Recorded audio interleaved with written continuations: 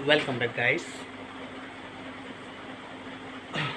आज मैं आप लोगों को एक बात बताना चाहता हूँ कि आज से हम नया टॉपिक चालू करना चाह रहे हैं, इंडियन पॉलिटी, भारत की या भारतीय राज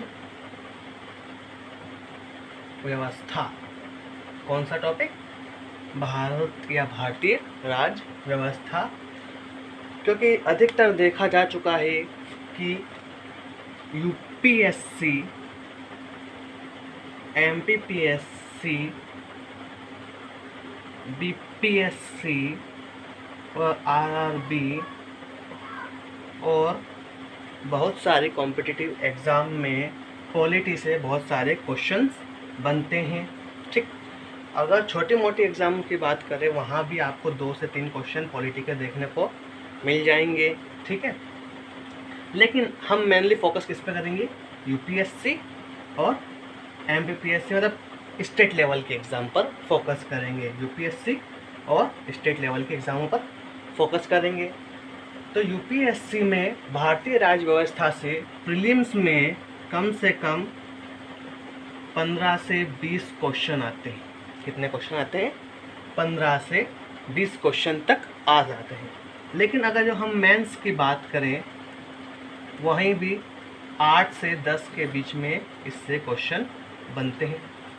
यूपीएससी में प्रीलिम्स में भारतीय राज्य व्यवस्था या इंडियन पॉलिटी से 15 से 20 क्वेश्चन, वहीं मेंस की अगर जो बात करें तो 8 से 10 क्वेश्चन आते हैं।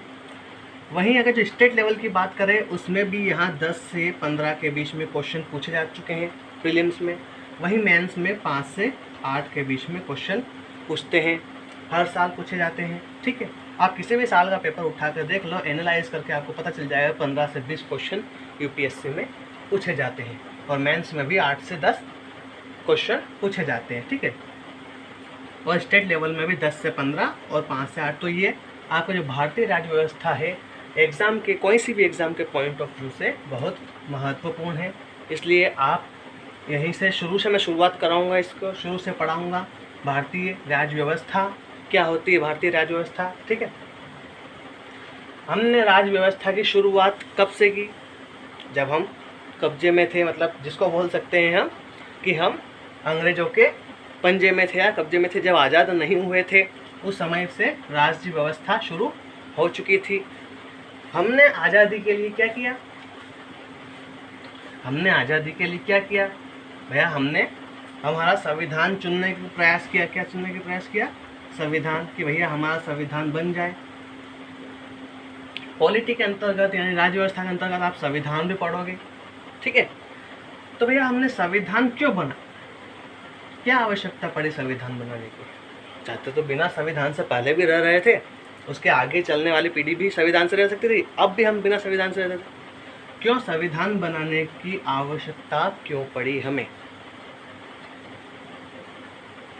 किसी के पास उत्तर हो तो कमेंट करके बताइएगा। ठीक, तो हमें संविधान बनाने की आवश्यकता इसलिए पड़ी क्योंकि भैया जब आप जानते हो बाबा साहेब भीमराव अंबेडकर को, ठीक, उस समय किस समय? उस समय जब भैया कहा था हम देश हमारा आज़ाद नहीं हुआ था, उस समय जो आपके भाई बहन मित्र जो हैं SC ST वाले या फिर अन्य जो भी है उनको क्या भैया क्या माना जाता था? अछूत माना जाता था, और न ही उनको किसी एक चीज़ का अधिकार था। वह सबको समान बनाने के लिए क्या किया गया? संविधान का निर्माण किया गया। ठीक है, क्या किया गया? संविधान का निर्माण किया गया सबको क्या बनाने के लिए? समान बनाने के लिए। उस समय SC ST वालों को या अनुसूचित जनजाति व अनुसूचित जाति को न तो किसी कार्य में भाग लेना दिया जाता था, न ही वह किसी कार्य को कर पाते थे। लेकिन जब से ही हमारा संविधान बना सबको क्या कर दिया? उसने बराबर कर दिया। लेकिन अब अगर आगे चलकर अब बात करें MP की, अगर हम बात करें कि अभी 15 महीने कौन सी सरकार चली थी? अभी कांग्रेस सरकार के भैया मुख्यमंत्री कमलनाथ जी, उन्होंने SC/ST वालों के लिए फिर से क्या किया, 10% आरक्षण 10 साल के लिए वही कायम रखा, मतलब 10 साल के लिए और आरक्षण क्या कर दिया, बढ़ा दिया गया। लेकिन हम अब बात करें कि MPPSC में जो अभी एग्ज़ाम्स हुई है, कब हुई थी एग्ज़ाम MPPSC की, और उन्होंने एक और चीज़ की थी कि OBC के लिए 27% आरक्षण का घोषित किया जाए कि भैया OBC को भी आरक्षण प्राप्त हो। ठीक है, तो 12 जनवरी 2020 को क्या हुई थी, MPPSC की प्रीलिम्स की एग्ज़ाम हुई थी। अभी तक उसका रिजल्ट डिक्लेयर नहीं हुआ है। क्यों?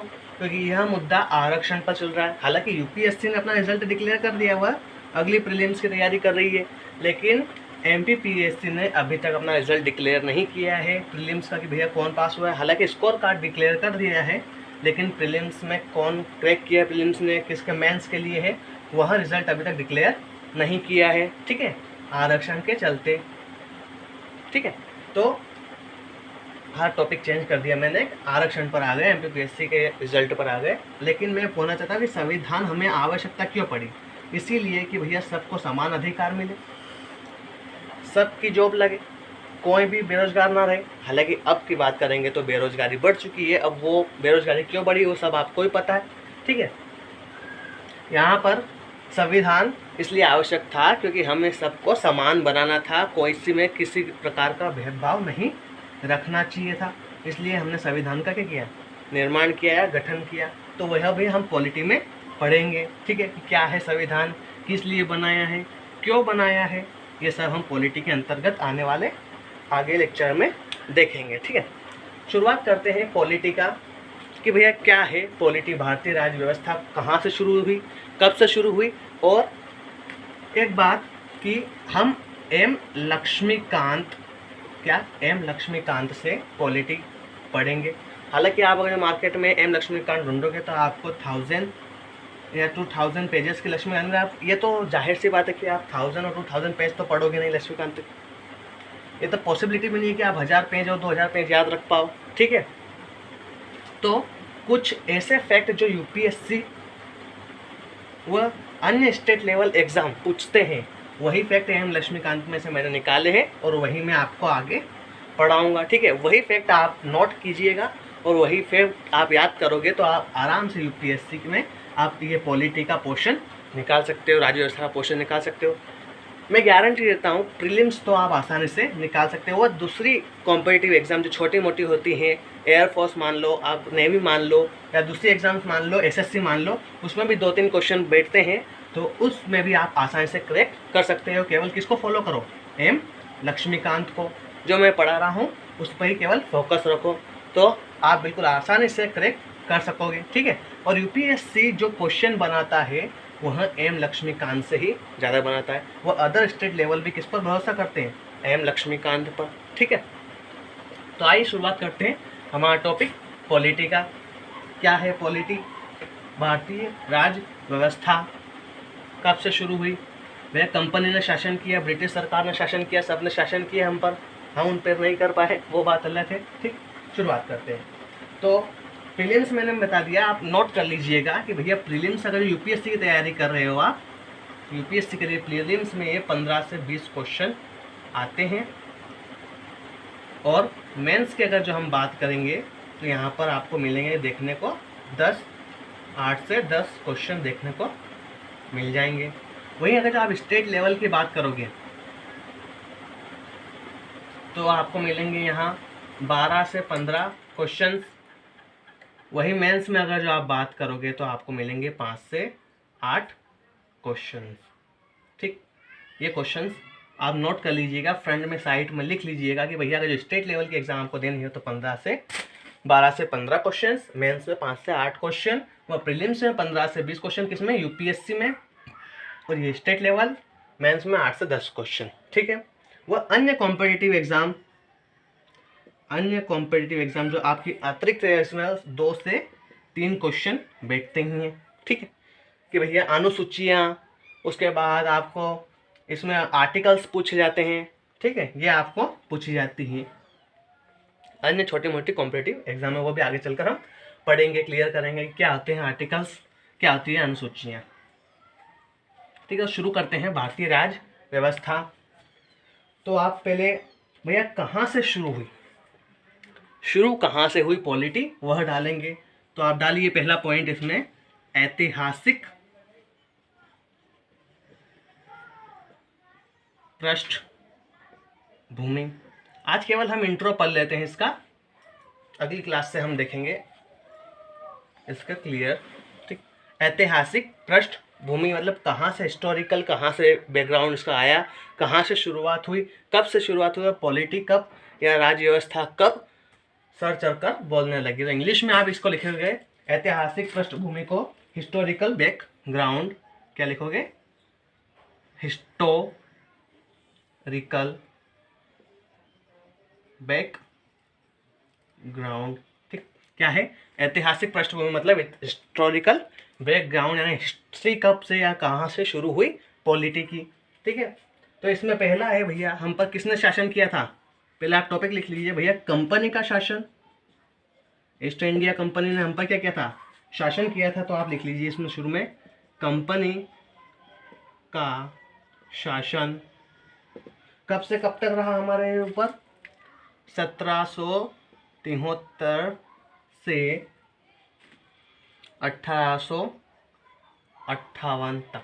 हालांकि आप बोलोगे कि अंग्रेज तो 1600 में आ गए थे, लेकिन कंपनी ने शासन कब शुरू किया, 1773 में। आपको याद होगा बक्सर का युद्ध, उसके बाद। ठीक है, उसके बाद आता है ताज का शासन, यानी सीधा जो राज कौन कर रही थी शुरुआत में 1773 से 1858 तक कंपनी, उसके बाद ताज के मतलब ब्रिटेन की महारानी के हाथ में शासन चला गया, वह राज करेगी फिर ताज का शासन। ठीक, तो ये आपका पहला टॉपिक जिसमें हम पढ़ने हैं कि कंपनी का शासन में हमने भैया क्या क्या कैसे कार्य किए, किस प्रकार से हमने कार्य किए और आगे हम बढ़े से कब तक, 1947 तक, तब तक हमें आज़ादी नहीं मिली जब तक। ठीक, तो पहला हमारा रहेगा कंपनी का शासन, यानी कंपनी ने हम पर राज किया, ईस्ट इंडिया कंपनी ने। उसके बाद ताज का शासन कब से कब तक, 1858 से 1947 तक। तो ये ऐतिहासिक पृष्ठभूमि में यानी हिस्टोरिकल बैकग्राउंड में आपको याद रखना है, कंपनी का शासन कब से कब तक हम पर रहा, 1773 से 1858 तक। ताज का शासन कब से कब तक रहा, 1858 से 1947 तक। ठीक,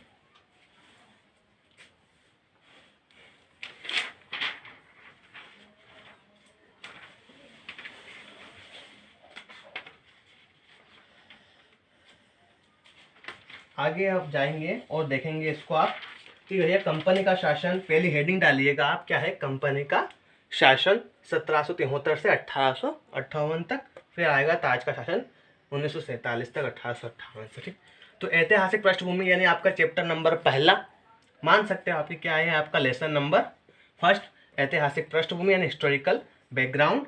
इसमें दो टॉपिक है, कंपनी का शासन व ताज का शासन। तो ऐतिहासिक पृष्ठभूमि का पहला टॉपिक हम उठाएंगे कंपनी का शासन 1773 से 1858 तक। ठीक है, तो हेडिंग डालिएगा कंपनी का शासन।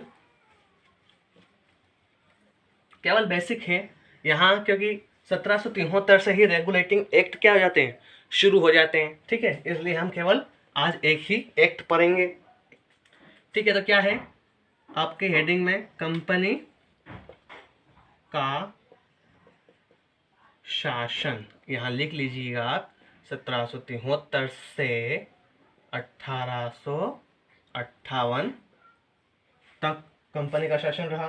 ठीक है, उसके बाद लिखिएगा 1773 में जैसे ही कंपनी आई, उसके बाद उसने क्या ले दिया, एक एक्ट ला दिया, एक ऐसा बिल पास कर दिया जो हमारे लिए अच्छा था या बुरा था, हम इस बिल के अंतर्गत पढ़ेंगे। ठीक है, तो इसमें पहला बिल है 1773 का रेगुलेटिंग एक्ट, 1773 का रेगुलेटिंग एक्ट। ठीक है, तो क्या है इसमें, भारत में ईस्ट इंडिया कंपनी के कार्यों को नियमित और नियंत्रित करने की दिशा में ब्रिटिश सरकार द्वारा उठाया गया यह पहला कदम था। ठीक है, हमेशा एग्जाम में याद रखना कि पहला, दूसरा व अंतिम जो भी चीज़ है वह एग्जाम में पूछा जाता है, या तो लास्ट में पूछा जाता है, लास्ट वाला पूछा जाता है कि भैया कंपनी का शासन कब तक रहा लास्ट, आप साल बताइए ये आपको, या फिर पहला कि पहला आप कब से शुरू हुई कंपनी, ठीक है, या फिर दूसरा वो आता है।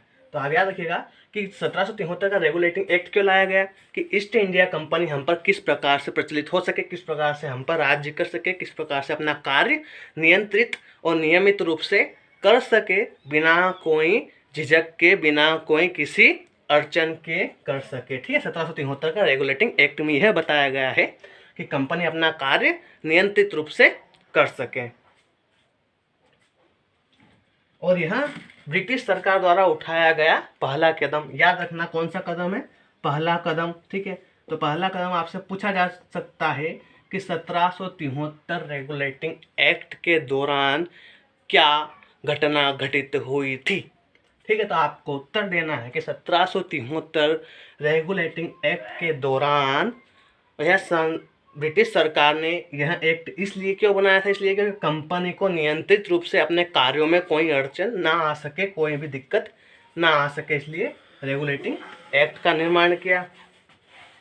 आगे है, इसके द्वारा पहली बार कंपनी ने प्रशासनिक और राजनीतिक कार्यों को मान्यता मिली एवं इसके द्वारा भारत में केंद्रीय प्रशासन की नींव रखी। तो क्या हुआ, इसके द्वारा, इसके किसके, 1773 के रेगुलेटिंग एक्ट के द्वारा क्या हुआ, भारत कंपनी में के प्रशासनिक और राजनीतिक कार्यों को मान्यता मिली। मतलब क्या हुआ, मतलब प्रशासनिक कार्य भी कौन करेगी, कंपनी ही करेगी, और राजनीतिक कार्य जो राज्य व्यवस्था है वो भी कौन देखेगी, कंपनी ही देखेगी। ब्रिटिश सरकार ने यह पूरी जिम्मेदारी किसको दे दी, कंपनी को दे दी, ईस्ट इंडिया कंपनी को दे दी कि भैया आप ही अपना राज्य व्यवस्था संभालिए, आप ही आपकी इकोनॉमिक अर्थव्यवस्था संभालिए, और आप ही अपना कार्य खुद देखिए कि क्या क्या कार्य हो रहा है इसमें। ठीक, आगे अधिनियम की क्या विशेषता थी, बंगाल के गवर्नर को बंगाल का गवर्नर जनरल पद नाम दिया गया एवं उसकी सहायता के लिए एक 4 सदस्यीय कार्यकारी परिषद का गठन किया गया। ठीक, अधिनियम की विशेषता क्या थी, यह भी आपसे पूछा जा सकता है कि बंगाल के गवर्नर को बंगाल के गवर्नर जनरल का पद नामा कब दिया गया, तो 1773 के रेगुलेटिंग एक्ट के दौरान, या फिर ये भी हो सकता है कि 1773 के रेगुलेटिंग एक्ट के दौरान बंगाल के गवर्नर को कौन सा पदनामा दिया गया, तो आप बोलोगे बंगाल के गवर्नर जनरल पद दिया गया। ठीक है, किसमें, 1773 रेगुलेटिंग एक्ट में, यह पहला कदम था उसका, इसमें भी। ठीक है, उसके बाद के अधिनियम की विशेषता और क्या है, कलकत्ता में 1774 में एक उच्चतम न्यायालय की स्थापना की गई। ये बहुत इम्पैक्ट फैक्ट है कि भैया सर्वप्रथम न्यायालय कहाँ बना,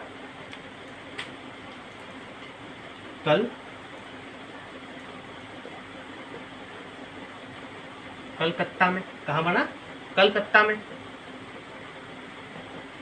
ठीक, कलकत्ता में कब, 1774 में। ठीक है, तो भैया 1774 में इस रेगुलेटिंग एक्ट, मतलब ये रेगुलेटिंग एक्ट चल रहा था कौन सा, 1773 का। उस समय कहाँ बना, आपको कलकत्ता में एक उच्चतम न्यायालय की स्थापना हुई और न्यायालय का निर्माण हुआ, यानी कोर्ट का क्या हुआ, निर्माण हुआ।